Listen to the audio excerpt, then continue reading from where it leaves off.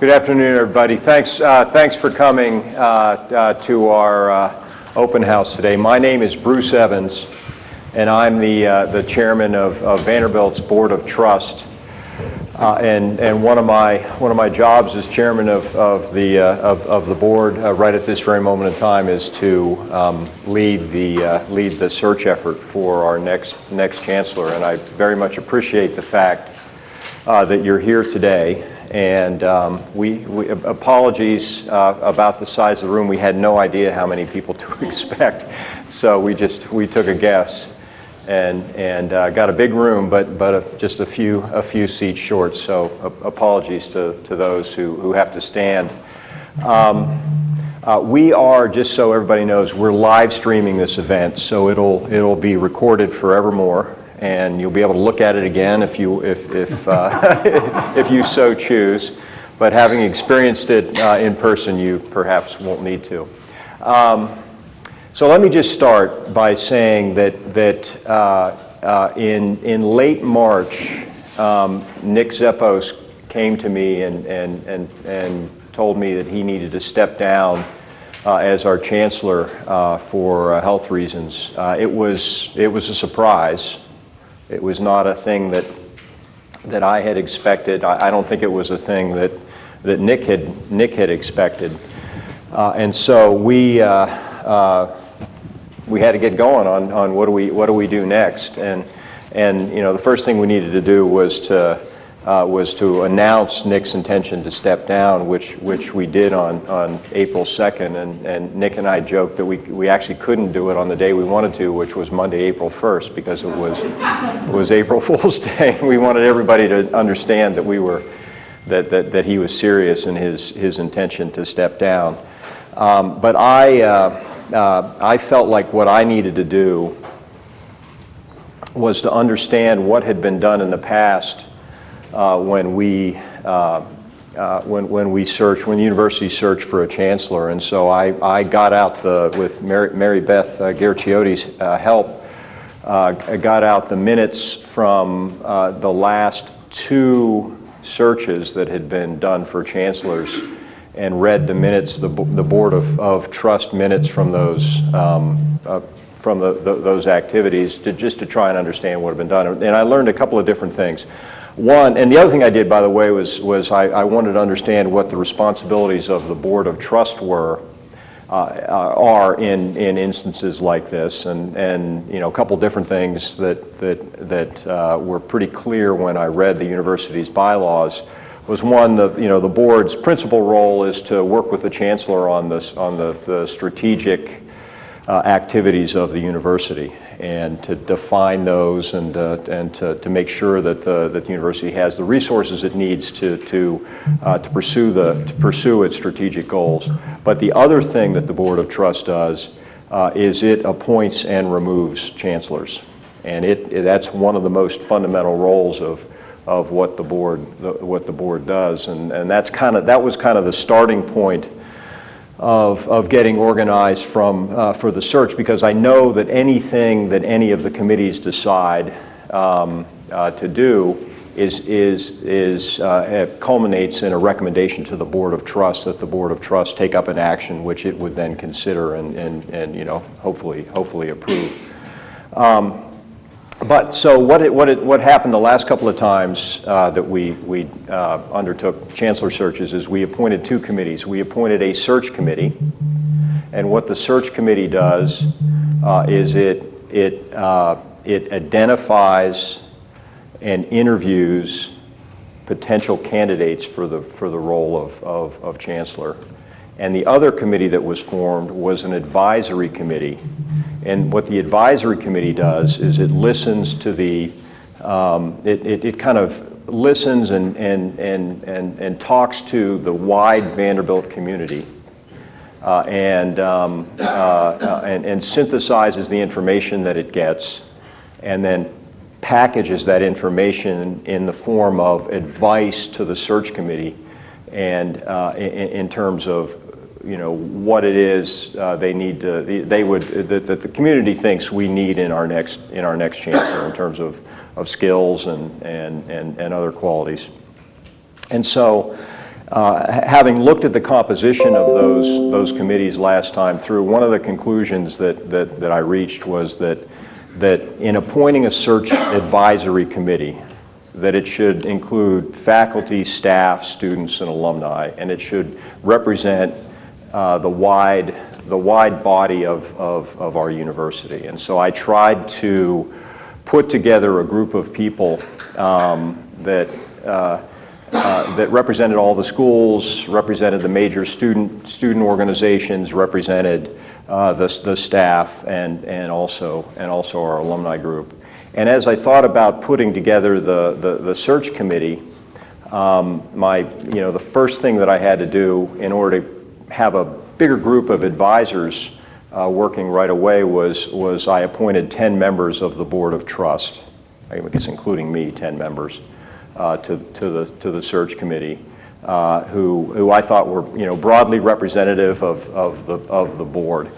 And then I worked with them on definitionally trying to figure out how to set up the advisory committee, and concluded that this time we should do something slightly different than had been done in the past, and that is that we should include members of the faculty and staff, members of that advisory committee, on our search committee as well, as a way to link the two committees together.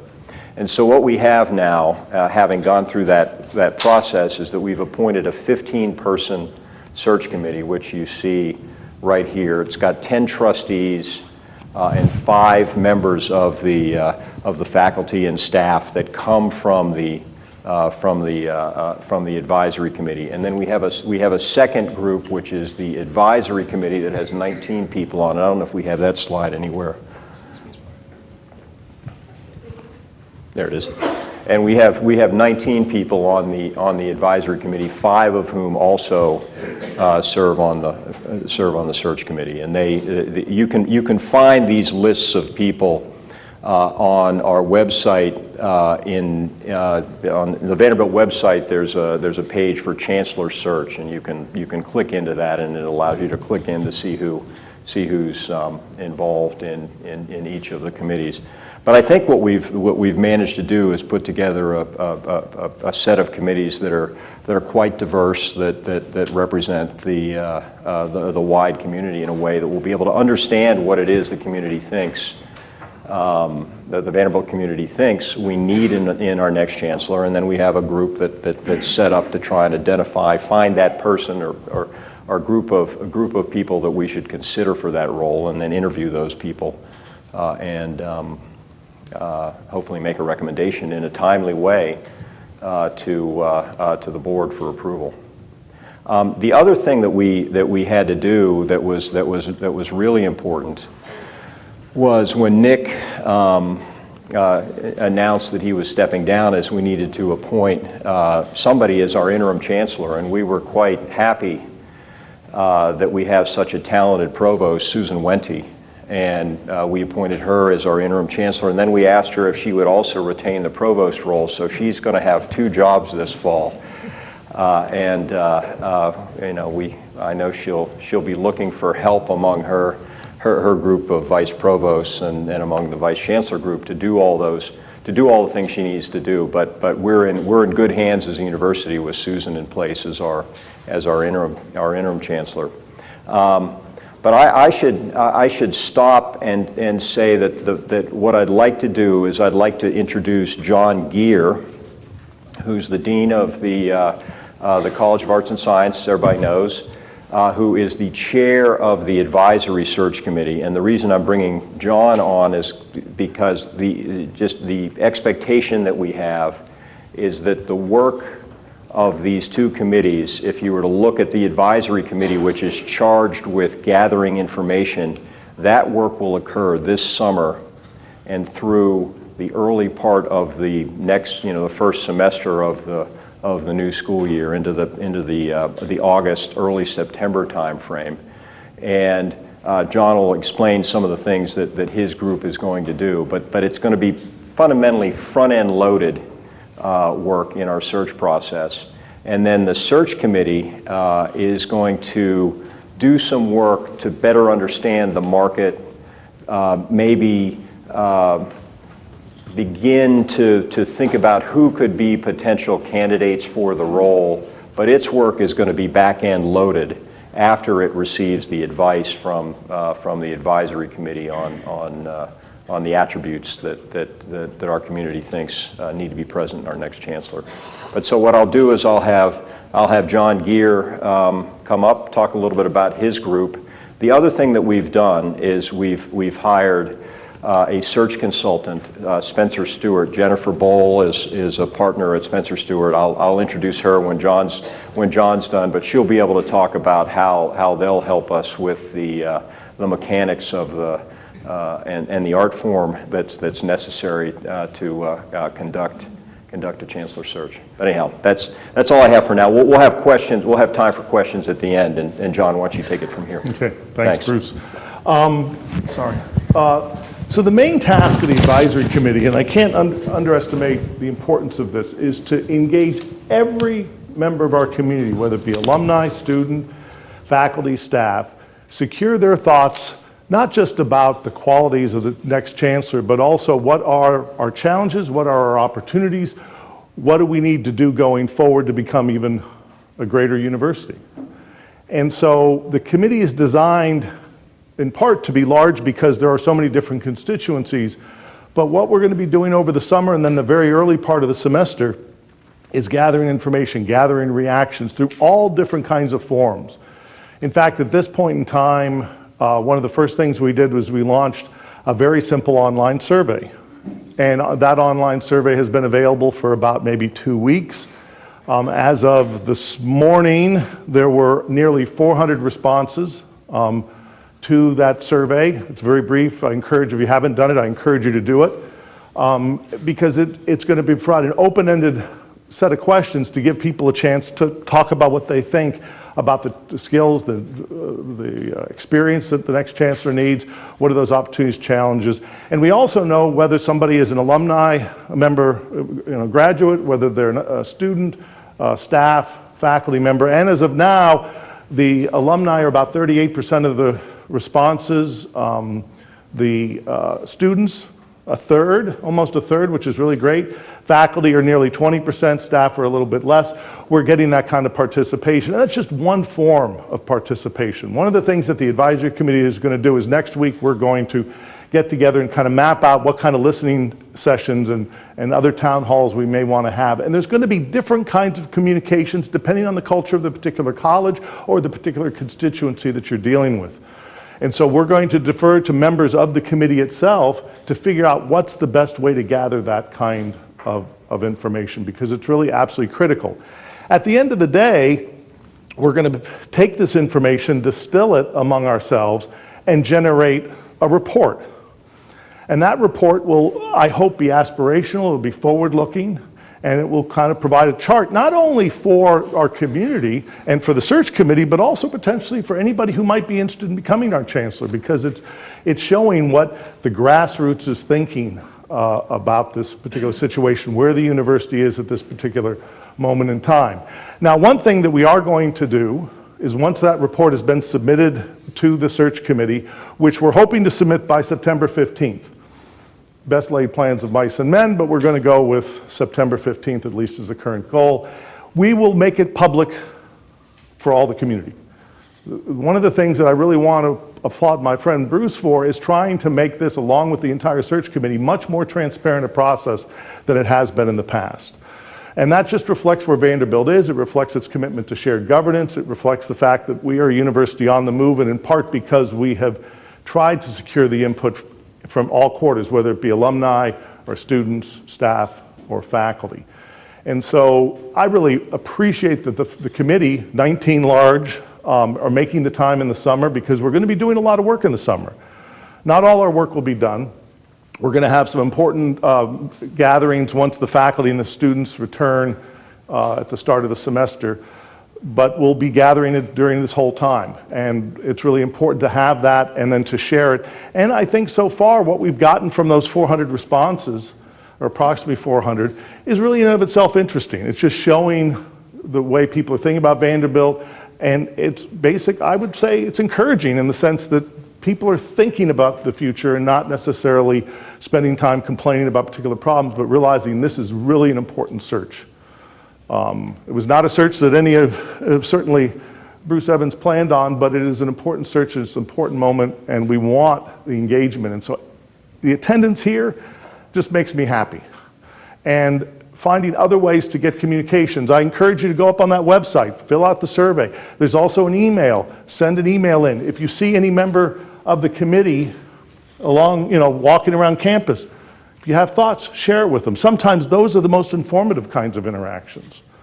So this is a real opportunity, I think, to take stock of the university and to pull this together, and then we'll share it. And so I'm excited about the possibility. I'm honored that I was asked to do this, and the committee is just a group of amazing people, and so I'm really confident that we'll have something to report that all of you can be proud of as well, because it's partly reflecting all of your collective input. So obviously we're going to be taking questions in a little bit, but I'm going to turn it back over to Bruce. I'll talk a little bit more about the search process. So part A is we gather synthesize information, and then we give advice to our search committee. We publish a report that will be on our website for the community to see, but also for potential candidates for,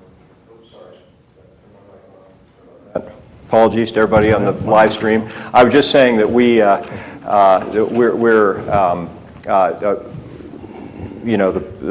the advisory search committee is going to do its work. It'll largely be in the summer, and the search committee will have a kind of a low boil of work in the summer that relates to identifying potential candidates.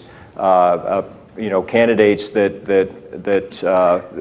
and we'd like to have a wide pool, a diverse pool of candidates, and a lot of the potential candidates for a role like Chancellor of Vanderbilt University may need some cultivation. They may be in good places already. They may be sitting presidents. They may of other universities, and we may just need to introduce them a little bit to Vanderbilt to get them to be in a position where when we begin the formal process after we're ready and after we've received information from the advisory committee, that they'll be ready to talk to us. And so we're going to do a little bit of that preliminary work this summer, but the bulk of the work that the search committee will do will begin in the kind of the fall winter time frame, and I'd say in a perfect world we'll be complete, and we'll have a new chancellor that we can announce in the winter, but we've given ourselves the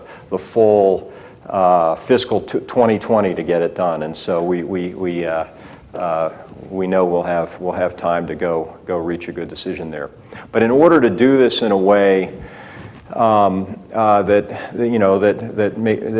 includes all the best practices, we felt we needed an outside consultant to help us navigate through the process. And I'm pleased to say that a couple days ago we hired Spencer Stewart. And in particular Jennifer Bowl, who will speak to you all in a minute to help us conduct the search. Jennifer has led searches for Stanford, Cornell. There's so many of them. Yale, Williams, Brown, Northwestern, Emory, Pomona, and the Mellon Foundation that we think are all comparable to our chancellor search, and those are president-level searches at all those places. And so her experience in leading a search of this type is really second to none, and we're very pleased to have her involved. The one thing I'll say before I turn it over to Jennifer is that we expect this to be run as a confidential search.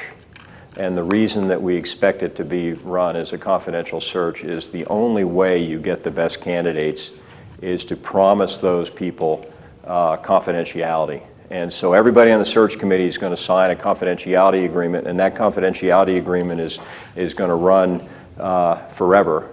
and we're not going to talk about any individual candidates that we've interviewed. The only thing that everybody will see at the end is that we've hired a new chancellor to lead the university. But the only way you can get the best candidate set is to promise them confidentiality, and so that's what we intend to do. But Jennifer, why don't I turn it over to you? Maybe you can talk a little bit about your experiences, Spencer Stewart, and anything that you might give to our group here as an update on how these things go. Sure. Can people hear me? Okay.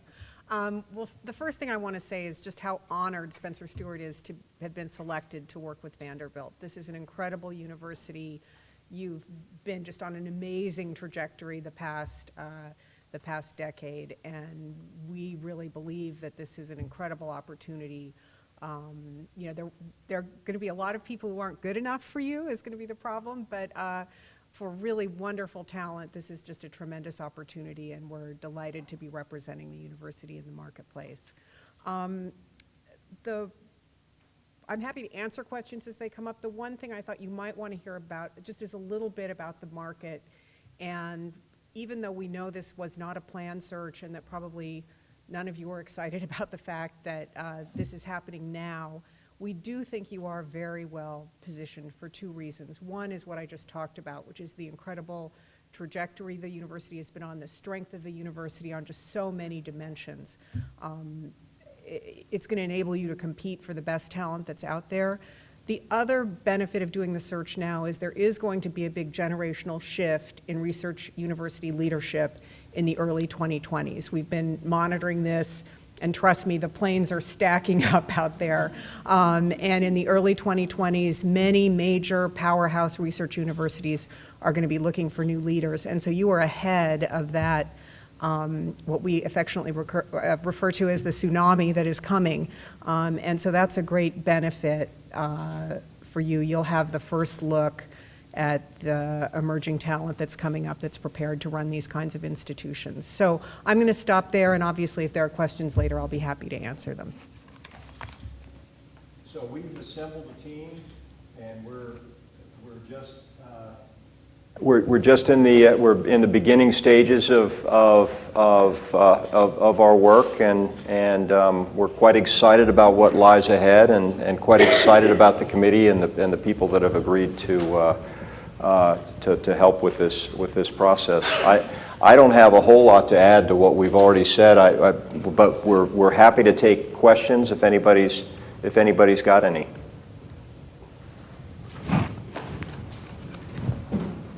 I'd be interested, I understand this is really early days and everything, but I'd be interested in your thinking about what you might do proactively to ensure that you get a diverse group of candidates to look at. Well, the step number one on that was that we hired Spencer Stewart, and they have wonderful experience as it relates to identifying diverse pools of candidates for president and chancellor positions, and we've given them the instruction that we want to have a wide group, and we want to consider a group of people that is a diverse group of people, and that's kind of where we're starting, and we got experience, and we've kind of said let's go do that. So that's what we hope to do. Anybody else?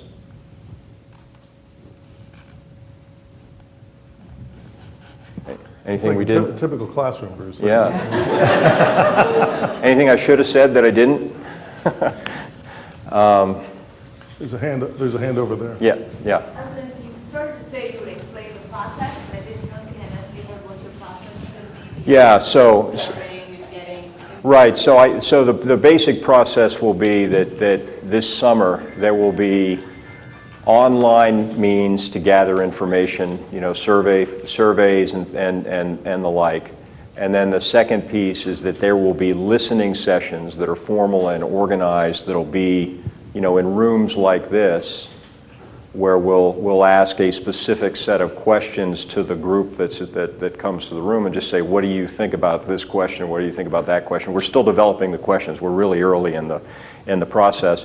And one of the reasons we wanted to make sure that we had people who represented the kind of all the schools on our advisory committee is that we've also charged the members of the advisory committee to figure out the best way to communicate to those parts of the university that they plug into most directly. And so we're going to have more specifics on how we intend to engage with each of the schools and with each of the parts of the university. But that's the basic plan.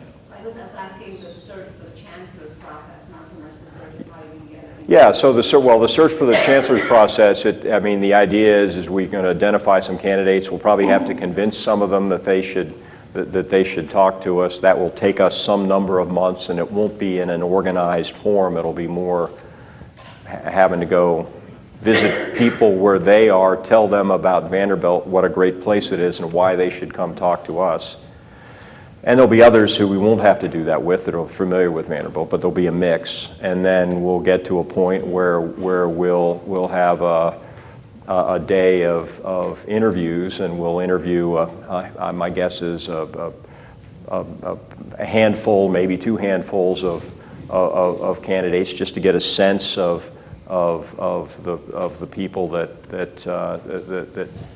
could do this job, and then we'll narrow it down to some finalists and spend more time with them, and then make a recommendation. And I just see all that playing itself out over the course of the fall and into the early winter.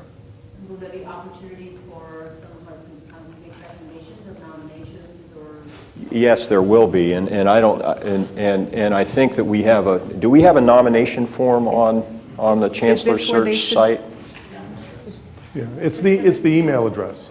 So if you wanted to make nominations, anybody here, just send it to the Chancellor Search at Vanderbilt.edu email. Lori Hemmer, Lori collects all those, and will be sharing them with the search committee and the search firm as well. And so, and that there's not going to be any filtering at that point in time. We're forwarding everything forward to. So if you have ideas, suggest. Because Yeah, we're looking for ideas. I mean, one of the reasons that we, one of the things the search committee is going to do this summer is to go and meet with other educational leaders to see if they have ideas. And we're kind of in that idea gathering stage. And if we weren't clear about how you would submit a nomination, the next time we do a MyVU article, we can include that, or maybe we can even revise one of the more recent ones. Yeah, and again, it's Chancellor Search at Vanderbilt.edu, but if you go to the front page of the website, up on the left top is in fact, you can click on that and that'll put you into the process right there. So it's visible. We're not putting it behind any, you have to click 3 or 4 times. You just go right to the front page, do one click, and you're into it, and then you'll see both the survey, is it 5 questions? 5 questions, and then there is also, again, open-ended, and then there's also the opportunity to submit something to basically the search committee through this chancellorsearch.edu. And we'll be collecting all of those emails.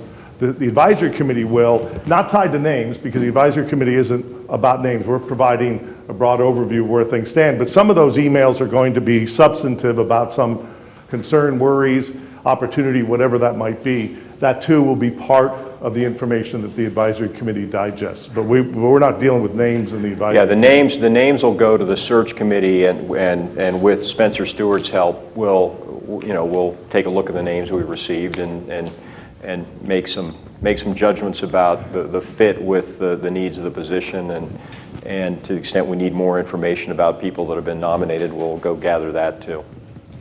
And the only thing we would ask is if you're nominating somebody that has, particularly if they have a relatively common name, that you attach some identifiers like the institution they're in or the title that they have. And with any nominee that you might suggest, if you have the opportunity to just write a sentence or two about why you think they would be appropriate to be your chancellor, that would be useful for us to have as well. Yes.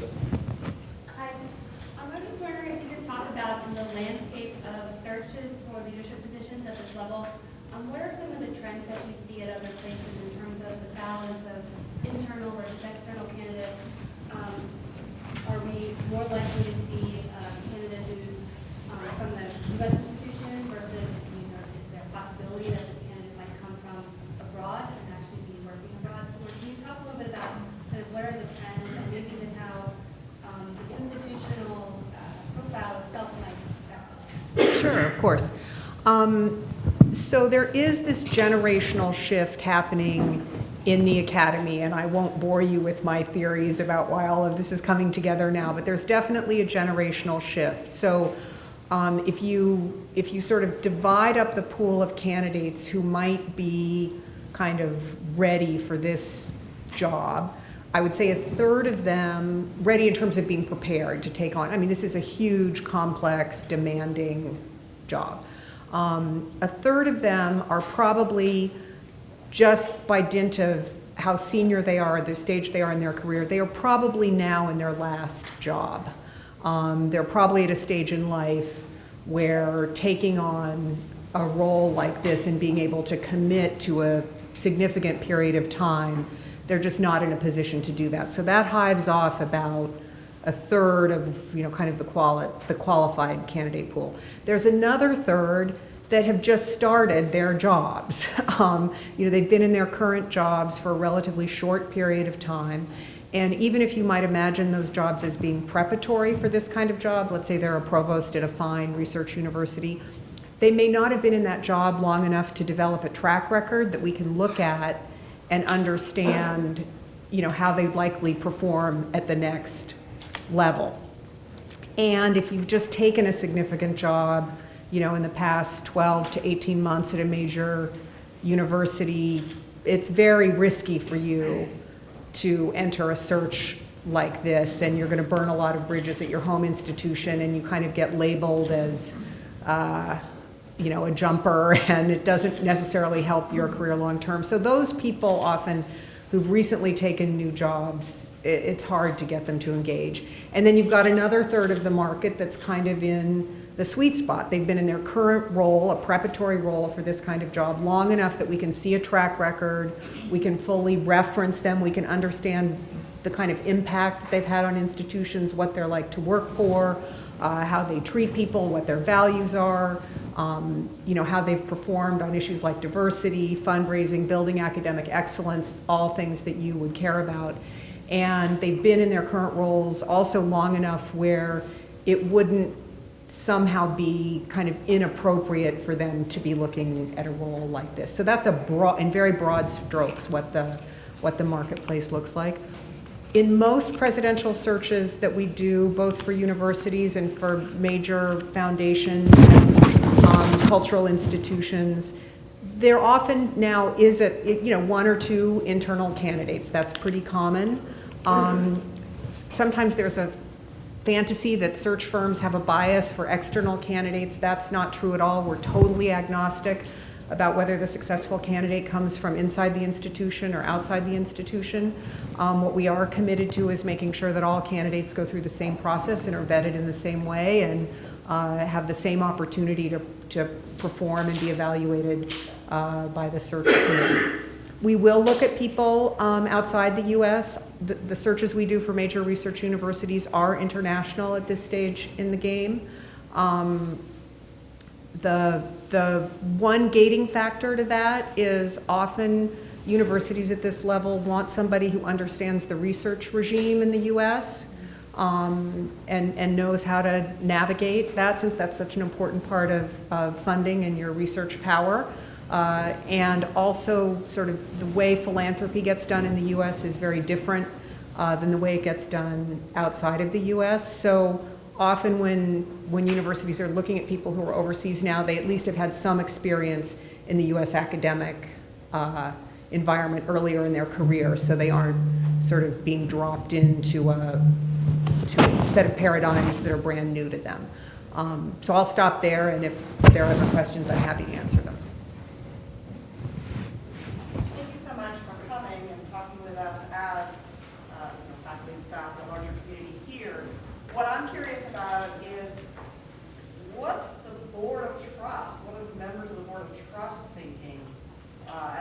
you all look forward to the vision of what kind of chancellor you want and what you anticipate being the university's future. Well, I would say we're still at the very front end of the process. The board's principal thought is, how are we going to fill the big shoes that Nick Zeppos was in, and how are we going to find somebody that could, would be as successful a long-term leader as he was. And so it feels to us like it's a daunting task on the one hand, but on the other hand, there's great excitement and hope that we can find that person. We feel like the university has a lot of momentum. It's financially healthy, and it's on an upward trajectory that we'd like to see continue. And so that's kind of as far as we've gotten on the thinking. That, after the initial shock of Nick stepping down, what do we do? We've been going through the mechanics of getting ready to begin the search, and so the engagement with the broad board has been limited to kind of mechanical reports about here's what we've done to get started. But we want the best for the university. We want Vanderbilt to be to succeed and to be among the very best universities in the world, and to hold that position for the long term. Other questions? Over there. So just as a follow-up to something you mentioned earlier about some more specific and focused questions where you might then solicit input as far as, and I know it's very early on, so you won't necessarily have a full plan yet, but as far as prioritizing from a great number of questions more than the number of meetings that you have, is that largely going to be on the basis of where the board's views evolve, or the amounts of input that come in from the community in different parts of it?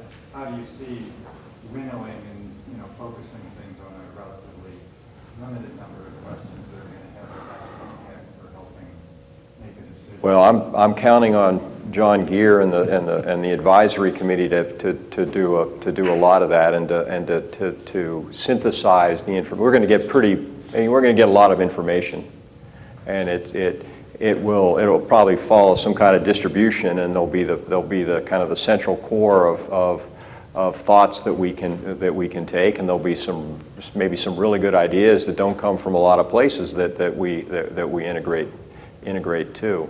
But I think that's the fundamental job of John's group. I don't know if you want to comment on that, John. Yeah, I think you're right, Bruce. I mean, the realities are that the way the process is being set up this time is that if you, for example, have a set of items that you think are really important, you need to find any mechanism you can to share that with the advisory committee, whether that's emailing directly members, or doing the survey, or sending an email, or being part of other town halls. And if in fact it reflects something that's let's say an emerging consensus, or lots of people, to become part of the report. In some ways, the way this is set up, and Bruce's answer about the timing of the process, is that this advisory committee and this process, we have a chance in some sense to set the agenda, to give the search committee plus the board of trust, a template. And this is why this is so important. And so it does have potential to be grassroots, and the kind of participation just reflected by your attendance here is a really good sign. Now, there's going to be a lot of information. It's going to come from lots of angles. It's going to require a lot of distilling. But fortunately, with a committee of 19, that in and of itself provides a conduit by which it can be brought down into pieces that make a little bit more sense. And at one point in time, we were talking about this today with Jennifer, is that probably in early August, we might have another listening session, but the listening session will be kind of an update of what we've learned so far, and to get reactions. Or maybe we do that once the faculty gets back. We haven't said all that, but also then to get reactions, and not just necessarily present, here's the final report, but this is kind of what we're listening to, this is what we're hearing. And that might then prompt a whole bunch of people who have been silent to say, whoa, wait a second, this is something we're missing. And so we don't want to do it at the end. We want to do a midterm update, if you will, to get some additional feedback from people so that we can then, if we need to adjust the kind of the themes we're talking about, that's what we want to do. Because really, we want to be gatherers of information and distill it in ways that reflect the sense of the community. We're not trying to impose anything onto the community, and then it'll be shared with the committee, and then that will inform how they're approaching things. And I think that it's a real opportunity. It's it's going to be time consuming, but this is, needless to say, pretty important. One other thing just on the information gathering process. It's a little more complicated because it's beginning in the summer. And just back to what Jennifer had talked about with respect to timing, the conclusion that we reached, the advice that we received, is that actually our timing is an advantage to us. We're going to be out ahead of any other potential searches that might be coming in the near term, and one way to stay ahead is to continue and push and do this work and gather this information through the summer. So I know it's not perfect that we're doing it in the summer, but we think that the benefits outweigh some of those timing imperfections in that regard, and we're kind of ahead of everybody else's cycle that might be considering a similar search. Any other questions? Yes, please.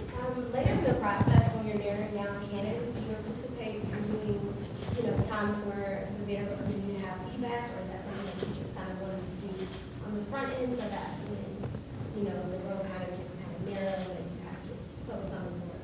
I said earlier, maybe before some people walked in, one of the points that I made is that the names of candidates will be kept confidential. And that's the way that you get the best candidates to raise their hand and say, I'd like to consider this job. And so the only name that people will get will be the name of the person that's been appointed to the chancellor's position. The time for the feedback is up front. And that's the way we've designed the process. And we designed it that way because we've been, everybody that we met with. We actually, before we chose Spencer Stewart as our search consultant, we interviewed 6 other firms, and every firm that we interviewed said, you need to keep this process confidential in order to get the best candidates. Please. I know that starting the search now is beneficial in the scheme of the group that you might consider giving out from everybody else. But how are you going to ensure that you get input from groups that aren't here over the summer, like undergraduate students, faculty that aren't as engaged over the summer? So we have two ways that we're going to do that. One is we're going to try and use technology, so we'll have websites and conference calls as a way to listen and gather information during the summer for people that can't be here. And then the second thing that we intend to do is we intend in late August and early September to have further on-campus sessions for people who were away for the summer to be able to give their input. And so we've kind of designed John's September 15th date is designed to give us a month after people return to engage with those that were gone.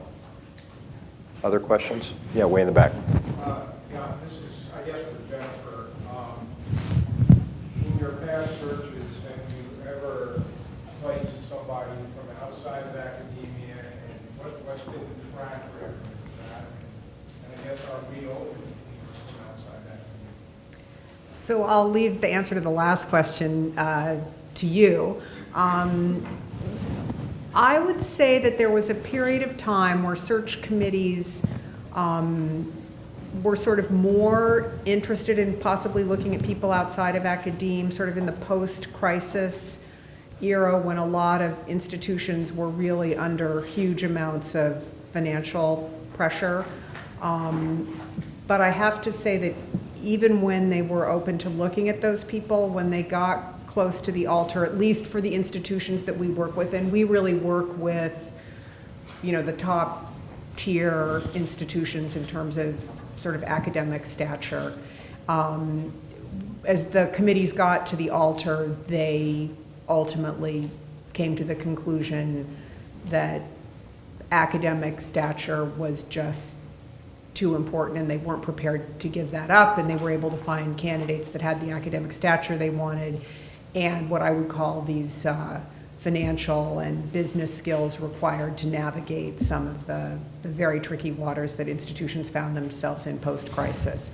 And I would say currently, in general, I think committees have a little bit less appetite than maybe they did 9 years ago for even looking at people like that. And we've never placed, I always hate to use the word never, it's a scary word, but I can't remember a time where we placed somebody outside of the academy in a leadership role of a research university, certainly not in this country.